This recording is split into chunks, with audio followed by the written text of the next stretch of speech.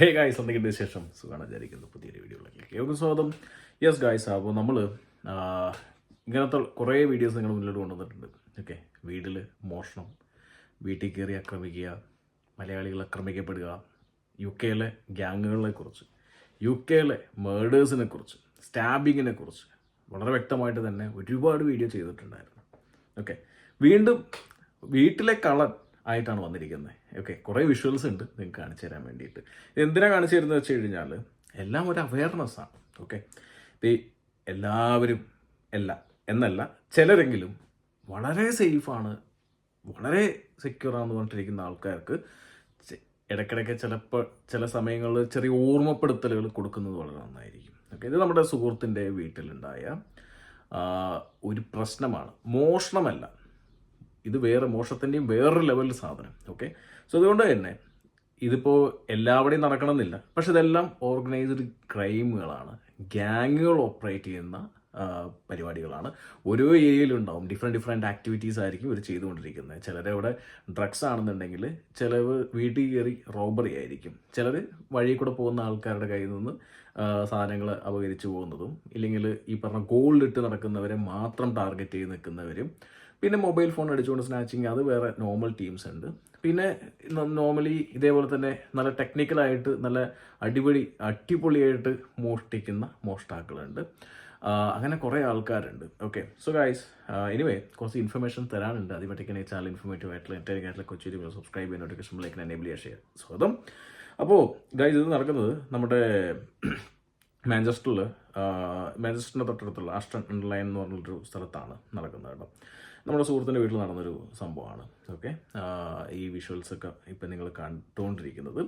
അപ്പോൾ ഈ വിഷ്വൽസ് കാണുന്നതിന് മുമ്പ് തന്നെ ചില കാര്യങ്ങളിലേക്ക് പറയാം.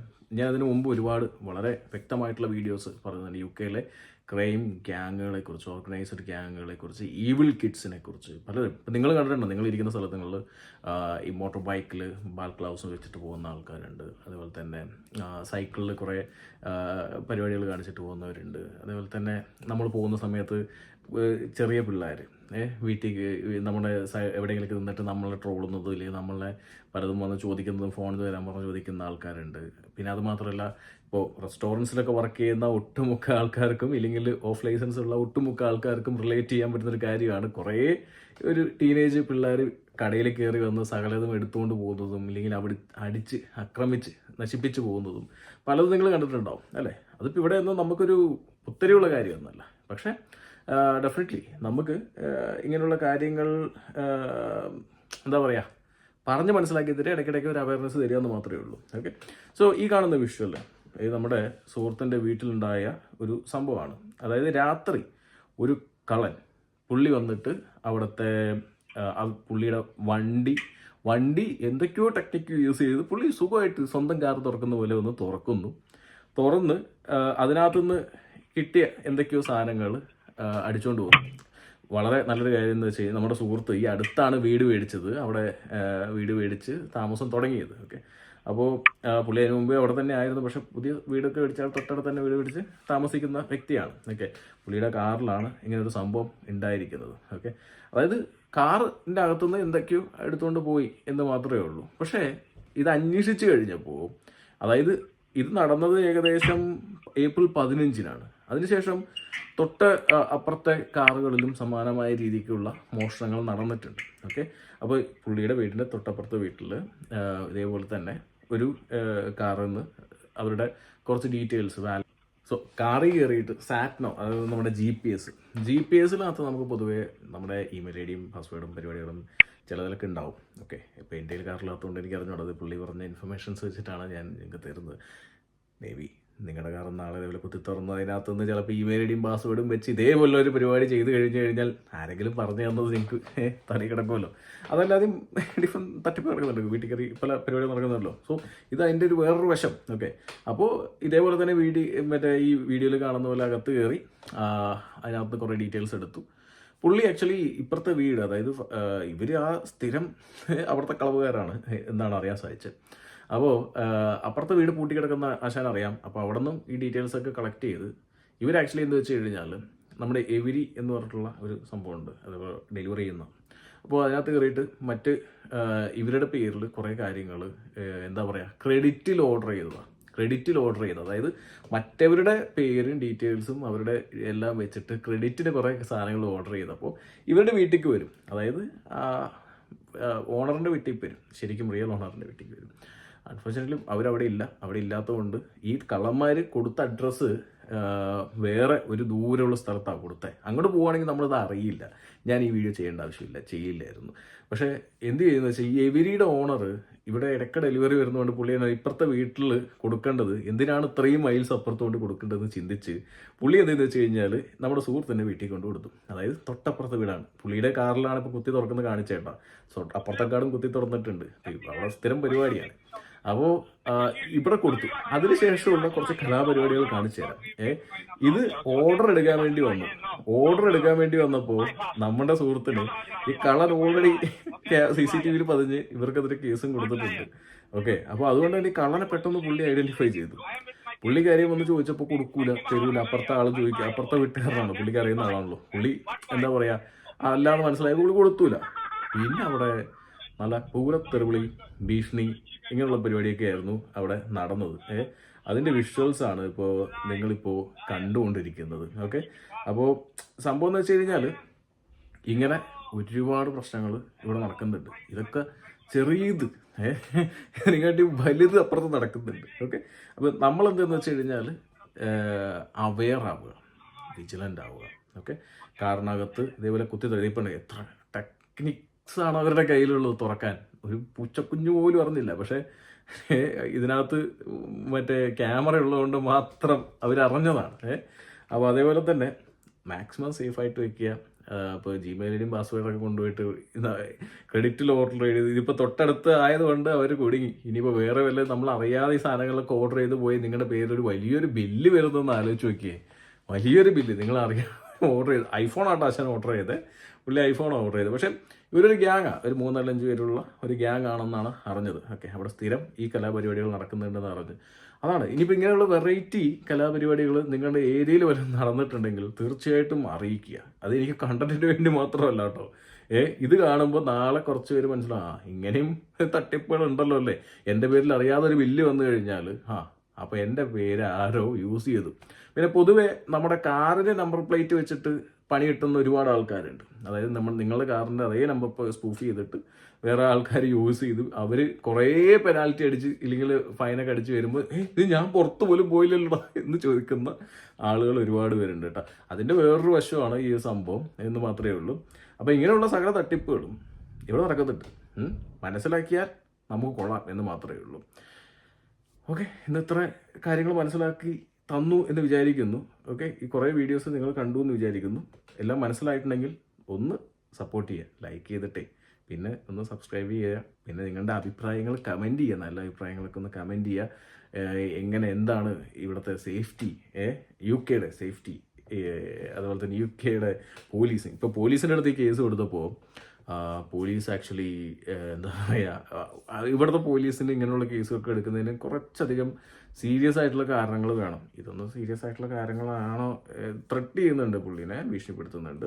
അപ്പോൾ പോലീസ് കേസ് എടുക്കുമായിരിക്കാം. വെയിറ്റ് ചെയ്യുന്നു. ഇതിന് മുമ്പും കേസ് കൊടുത്തു, കള്ളം പിടിച്ചിട്ടില്ല. കള്ളം തിരിച്ചു വന്നിട്ടാണ് എൻ്റെ സാധനങ്ങൾ എവിടെയാണ് ഞാൻ ഓർഡർ ചെയ്ത് അതേ പറ്റിക്കുവാണല്ലേ നീ. പുള്ളി ഓർഡർ ചെയ്ത് നമ്മുടെ ഇങ്ങോട്ട് കൊണ്ടു തന്ന സാധനമാണ്, കള്ളൻ ഓർഡർ ചെയ്തിട്ട്. എന്തായാലും കൊള്ളാം.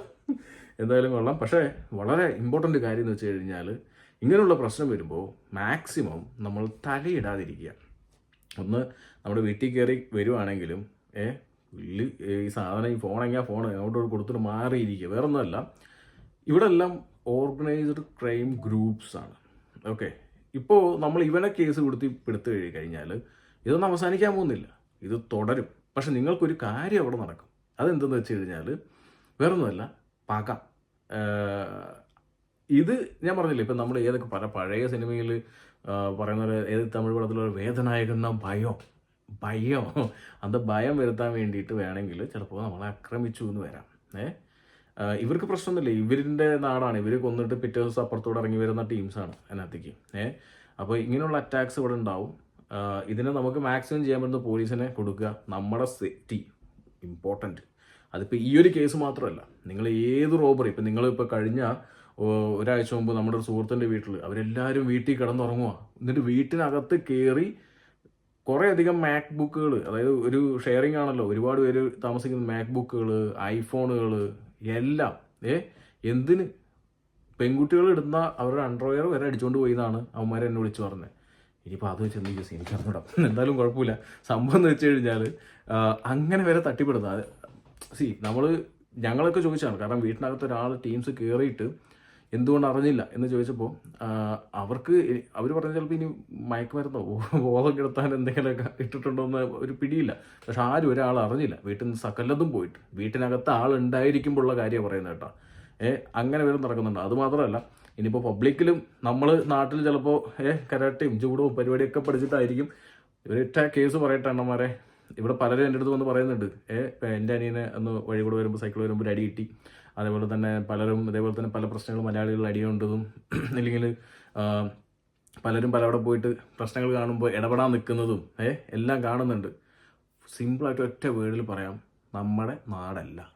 എന്തുകൊണ്ട് അങ്ങനെ പറയുന്നത് നിങ്ങൾ ചിന്തിച്ച് കഴിഞ്ഞാൽ മനസ്സിലാവും. കാരണം എന്ന് വെച്ച് കഴിഞ്ഞാൽ ഇവിടെ നിങ്ങൾ കരാട്ടെ കുസ്തിയോ എന്ത് പഠിച്ചു പറഞ്ഞിട്ട് കാര്യമില്ല. ഇവർ കുട്ടിക്കാലം തൊട്ട് തന്നെ ഇവിടുത്തെ സ്കൂളുകളിൽ മാർഷൽ ആർട്സ്, അത് നമ്മുടെ നാട്ടിൽ കരാട്ടെ, കുങ്ഫു അങ്ങനെയുള്ള പരിപാടിയല്ല, MMA മിക്സ്ഡ് മാർഷൽ ആർട്സ് ആണ് കൂടുതൽ പഠിക്കുന്നത്. അപ്പോൾ MMA വളരെ വ്യക്തമായിട്ട് അറിയുന്നൊരു വ്യക്തി എന്നുള്ള രീതിയിൽ, ഒരുപാട് വർഷം ട്രെയിനിൽ പോയി എന്നുള്ള വ്യക്തി എന്നുള്ള രീതിയിൽ പറയുവാണ്, ബ്രൂട്ടലായിരിക്കും അറ്റാക്കുകളും കാര്യങ്ങളെല്ലാം. നമ്മൾ വിചാരിക്കുന്ന പോലെ ആയിരിക്കില്ല കാര്യങ്ങളെല്ലാം. ഇവിടെ നോക്കുമ്പോൾ തന്നെ നിങ്ങൾ ഇവിടെ ജസ്റ്റ് ഗൂഗിളിൽ കയറിയിട്ടോ അല്ലെങ്കിൽ യൂട്യൂബിൽ കയറിയിട്ട് വീഡിയോ അടിച്ച് നോക്കി, ഇവിടുത്തെ സ്ട്രീറ്റ് ഫൈറ്റ്സ് അടിച്ച് നോക്കിയാൽ തന്നെ വളരെ വ്യക്തമായിട്ടും അറിയാം എങ്ങനെയാണ് അവർ ഫൈറ്റ് ചെയ്യാൻ വരുന്നത്. ഇവിടെ നമ്മുടെ നാട്ടുകാരെ അടിക്കണം പറയുമ്പോൾ ഇവരിങ്ങനെയാണ് വരാൻ പോകുന്നത്. അപ്പോൾ അതൊക്കെ എൻറ്റയർലി ഡിഫറെൻ്റ് ഉണ്ട്. പിന്നെ മറ്റൊരു കാര്യം എന്ന് വെച്ച് കഴിഞ്ഞാൽ, നിങ്ങൾ എത്ര വലിയ ശക്തിമാനാണെന്ന് പറഞ്ഞു കഴിഞ്ഞാലും ഇവിടെ കൈനയും കാട്ടി ചിലപ്പോൾ മുമ്പ് ഉണ്ടകൾ വരും. അതുമാത്രമല്ല, പ്രശ്നങ്ങൾ വലുതാണ്. കാരണം ഇപ്പോൾ നിങ്ങൾ പല ഗ്യാങ്ങുകളെ കുറിച്ച്, ഞാൻ ഗ്യാങ്ങിൻ്റെ പേരൊന്നും ഇവിടെ പറയുന്നില്ല, അത് പറയാൻ പറയാത്തതുകൊണ്ട് പല ഗ്യാങ്ങുകളെ കുറിച്ച് നിങ്ങളിവിടെ സെർച്ച് ചെയ്ത് നോക്കിക്കഴിഞ്ഞാൽ നിങ്ങളുടെ ഓരോ ഏരിയക്കകത്തും ഓരോ ഗ്യാങ്സ് ഉണ്ടാവും, ഓരോ ലീഡേഴ്സ് ഉണ്ടാവും. ഇടയ്ക്കിടയ്ക്ക് നിങ്ങൾ നമ്മുടെ മലയാളികളുടെ പേപ്പർ വായിക്കുന്നത് വളരെ കുറവാണ്, ന്യൂസ് കാണുന്നത് വളരെ കുറവാണ്, ആകെ കാണുന്നത് നമ്മുടെ വീഡിയോസൊക്കെ ആയിരിക്കും.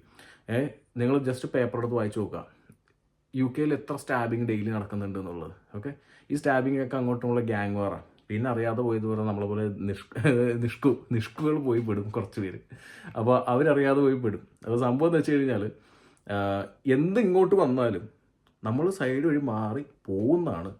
അവിടെ ധീരത കാണിച്ച് നിന്ന് കഴിഞ്ഞാൽ ചിലപ്പോൾ ചിലപ്പോൾ നമ്മൾ ഒറ്റയ്ക്ക് കിടന്ന് പോകേണ്ടി വരും എന്നുള്ള കാര്യം പറയട്ടെ. കാരണം എന്ന് വെച്ചാൽ ഇവിടുത്തെ അത് ഞാൻ പറഞ്ഞു തരേണ്ട ആവശ്യമില്ല. നിങ്ങൾ ജസ്റ്റ് കയറി ഇവിടുത്തെ ക്രൈം റേറ്റും ക്രൈം ഇൻഡെക്സും കാര്യങ്ങളൊക്കെ ഒന്നും മനസ്സിലാക്കിയാൽ ബോധം വരും. ഓക്കെ, പിന്നെ മെയിൻ ഒരു കാര്യം എന്ന് വെച്ച് കഴിഞ്ഞാൽ, ഇങ്ങനെയുള്ള പ്രശ്നങ്ങൾ മാക്സിമം പോലീസിനെ ഹൈലൈറ്റ് ചെയ്യുക, പോലീസിനെ ഇൻഫോം ചെയ്യുക.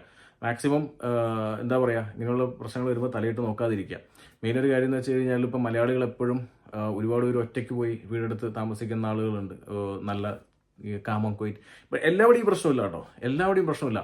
പക്ഷേ ഈ പറഞ്ഞ സിറ്റിയോട് ചേർന്ന് കിടക്കുന്ന ഒരു 3-4-5 മൈൽ റേഡിയസിനകത്ത് ഇപ്പോഴും ഉണ്ടാവും. കാരണം സിറ്റിക്കകത്ത് എപ്പോഴും ക്രൈം ഗ്യാങ്സ് ഉണ്ടാവും. അതിൻ്റെ ഔട്ട്സ്കേർട്സിൽ എപ്പോഴും ഇവർ ഈ റോബറീസ് കൂടുതൽ ഓർഗനൈസ് ചെയ്യും. പിന്നെ അതിനെയും കുറച്ച് ദൂരത്തേക്കൊന്നും അവന്മാർ പോവില്ല. പിന്നെ അത്രയും വലിയ ദാരിദ്ര്യവാസികളായിട്ടുള്ള ഗ്യാങ്ങുകളായിരിക്കും പോകുന്നത്. ഓക്കെ, അപ്പോൾ അങ്ങനെ കുറേ പരിപാടികളുണ്ട്. സോ ഇതൊക്കെ കെയർ ചെയ്തിരിക്കുക. അറിയാൻ വേണ്ടി പറഞ്ഞതാ. ഇതൊക്കെ നിങ്ങൾ ഇനി എന്ത് വേണമെങ്കിലും ചെയ്യാം. ഞാൻ പറയണ പറഞ്ഞു. ബൈ.